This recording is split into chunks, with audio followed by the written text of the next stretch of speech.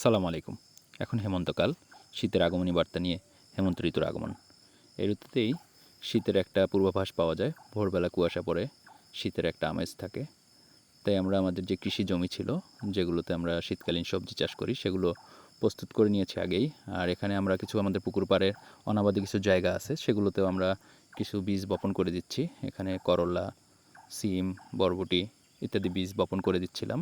আমরা এবার নিয়ত করেছি আমাদের বাড়িতে যত কৃষি জমি আছে আমরা একটু অনাবাদি রাখবো না, সব কিছুতেই আমরা আবাদ করব।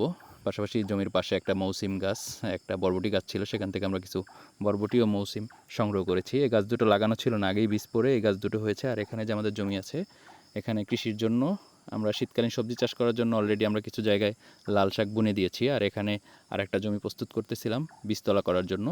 এখানে আমাদের বিভিন্ন কোম্পানির কিছু বীজ অনলাইনে ক্রয় করা ছিল, সেই বীজগুলো দিয়েই আমি এখানে একটা বীজতলা তৈরি করতেছিলাম, যে এখান থেকে যদি ভালো চারা গজায় তাহলে আমরা এখান থেকে সরিয়ে আমাদের সামনে যে বাগান আছে সে বাগানেও কিছু রোপণ করব। এখানে বীজের মধ্যে বিভিন্ন কোম্পানির বীজ, এতে তাল বেগুন, এমনি বেগুন, রেশমি বেগুন, লাউ, সিম, বরবটি, বিভিন্ন ধরনের ক্যাপসিকাম, মরিচ, বাঁধাকপি, ফুলকপি, পালং শাক ইত্যাদি বীজ ছিল। সেই বীজগুলো আমি এখানে বীজতলা আকারে এখানে প্রস্তুত করে এখানে বীজতলা আকারে বিছিয়ে দিয়েছি। যদি এখান থেকে চারা গজায় তারপরে আমরা এগুলো অন্য জায়গায় নিব। আর এখন হেমন্তকাল, কার্তিক অগ্রহায়ণ মাস নিয়ে হেমন্তকালের আগমন। তো এই সময়ে ধান ওঠে, আমাদের কিছু ধানের জমি অলরেডি, এখানে কিছু ধান পেকে গিয়েছে। এই ধানটা আমরা আর 5-7-10 দিনের মধ্যে ধান কেটে ফেলবো।